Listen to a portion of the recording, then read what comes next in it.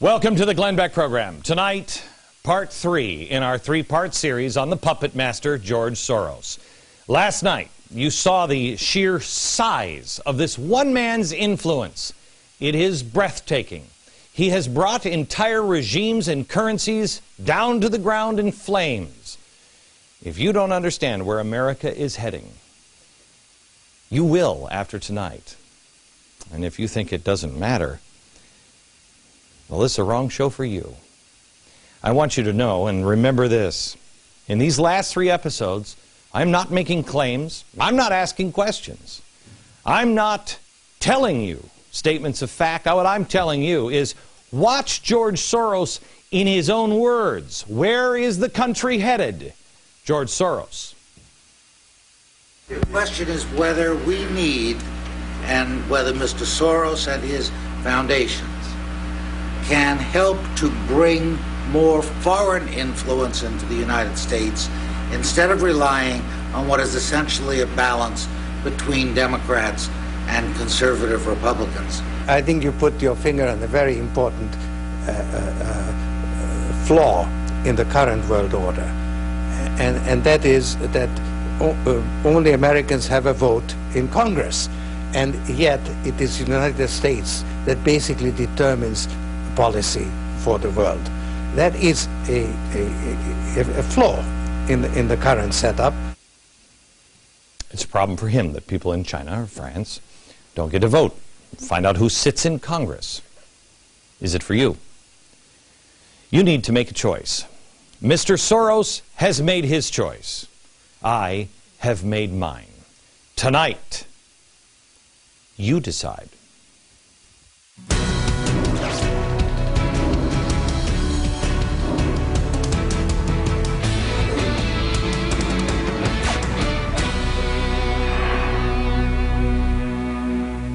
Hello, America, and happy Veterans Day.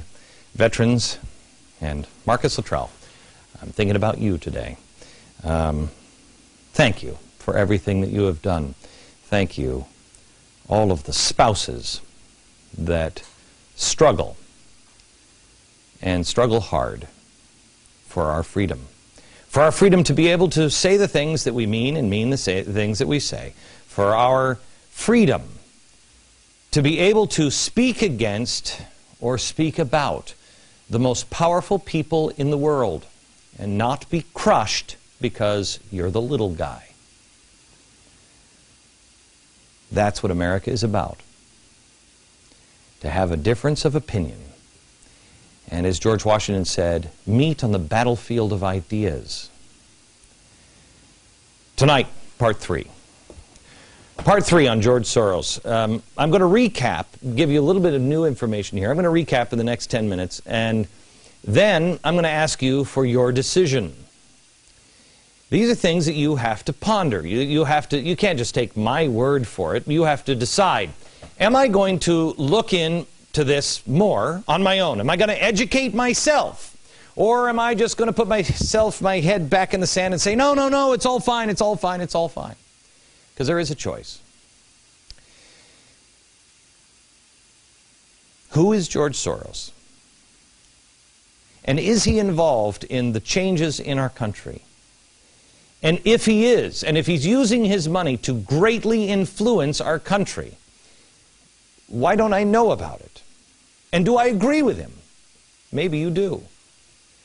George Soros had a rough childhood. He was born in Hungary in 1930. Not the place you wanted to be in 1930, especially if you were a Jew. His mother was wildly anti-Semitic. Again, for anybody who is crying, oh, there's some sort of anti-Semitic attack from George Soros. No, it's not.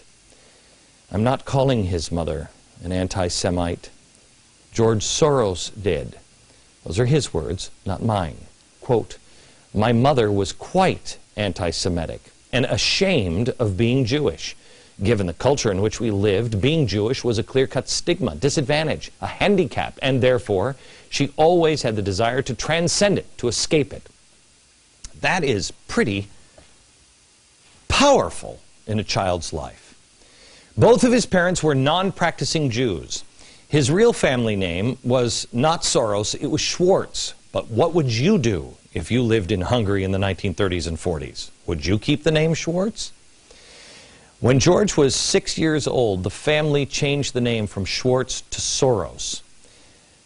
Now, at first, it just makes sense on the surface because you're like, okay, well, of course, they're trying to stay alive. They were madmen rounding Jews up.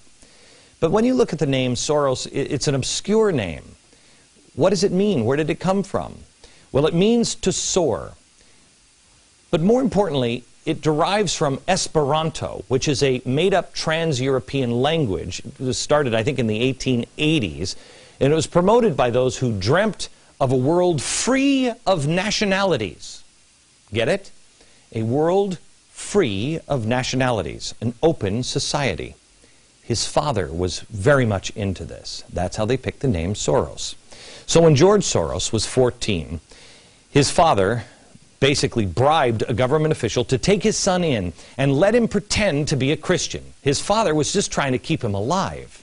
He even had to go around confiscating the property of Jewish people. Now imagine, you are Jewish, and you have to go and confiscate the property of your fellow Jews. And you are pretending to not be a Jew, and if anybody finds out, you're dead. He actually had to endure watching people sent off to their eventual murders. Watching people gathering their stuff, sending them off, knowing that they were going to go to their death. What does that do to somebody? How do you deal with it? How many years of therapy would somebody need after something like that? This is where George, I think this is important. I think this is where George Soros first learned to pretend to be something other than who he was.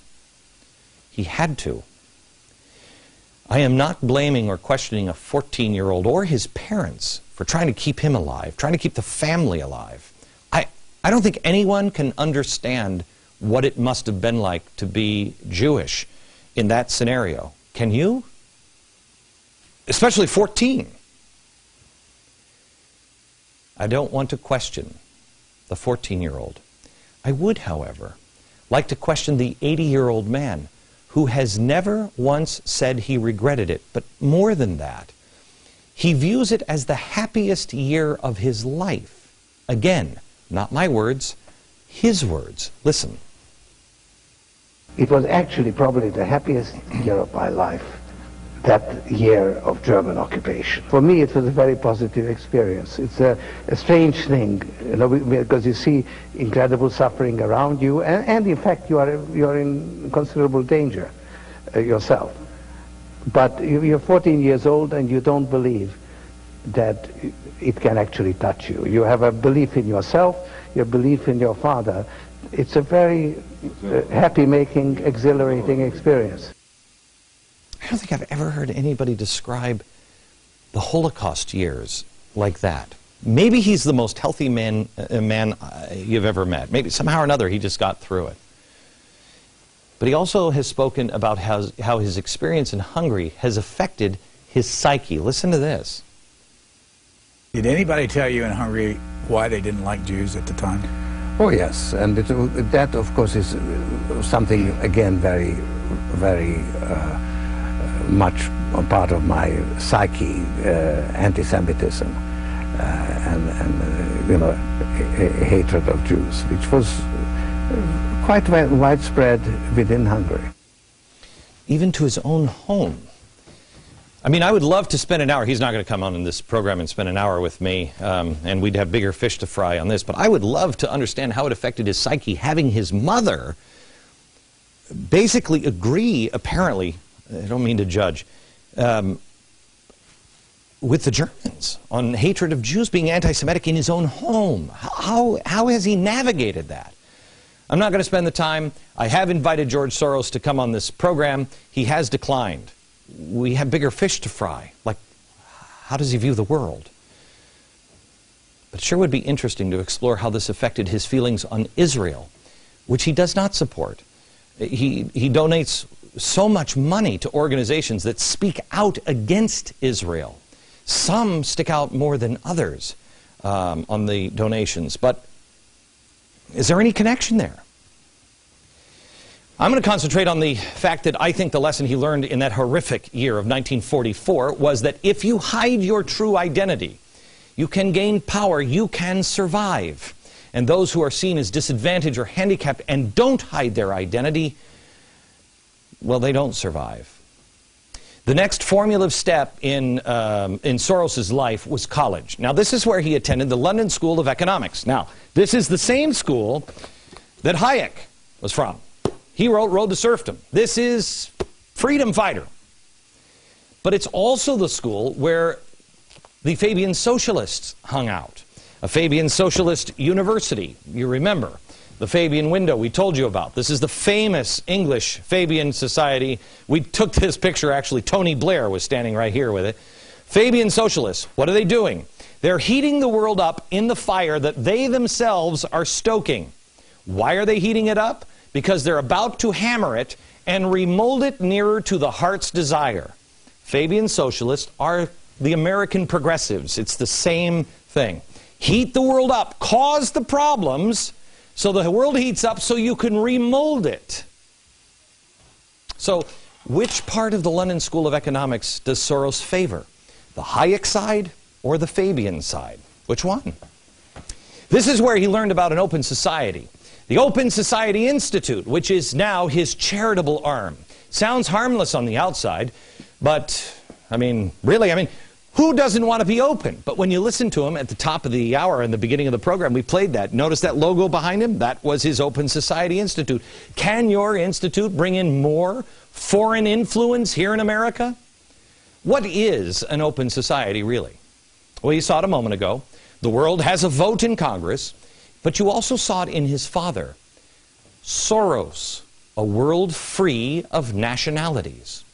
It is a global replacement for our republic. For all the work our founders did, that's old news. We must progress past it. We must have a new world order. It is a replacement for the republic. He has donated more than $14 million to a group here in America called the American Constitution Society. Well, that sounds great. Except this is a progressive legal group with an area of focus on constitutional interpretation and change. The Constitution can be changed, but you do it not in the shadows. You do it not being invisible. You don't hide who you are. You change it through the amendment process. But he knows you wouldn't go for it. So, he leaves school, leaves Hungary, he survives. He goes to school. He finds open society. And then he becomes wealthy. Now, how did he become wealthy enough to fund his quest to denationalize the world? Hedge funds. He has the estimated 5th largest hedge fund in the world. It's called the Quantum Fund, which, George, sometime we should kibitz about the name. It's worth about $27 billion. Now, here's the interesting and funny thing about hedge funds. We hear all the time about the greedy Wall Street brokers. We hear about greedy speculators, greedy bankers. We hear about greedy executives and their obscene bonuses and their expensive carpets and everything else. But why don't we hear more about those greedy hedge fund managers? Is it a coincidence that everything under the sun when it comes to capitalism is targeted for regulation by Congress, except for hedge funds? You should decide on that one. Now, he's got the wealth. Well, what did he do with the wealth? He decided to collapse regimes and currencies. He did it in England, in Russia, Malaysia, Georgia. Soros lit the fuse to get it done. He's known as, we told you last night, the man who broke the Bank of England. The Prime Minister of Malaysia called Soros unscrupulous profiteer. In Thailand, he was branded an economic war criminal who sucks the blood from people. In 1994, he stated, I just write that the former Soviet empire is now called the Soros Empire. He started getting so much recognition, it fed into his ego. His ego started to grow. He started to get a God complex. Again, not my words, his words.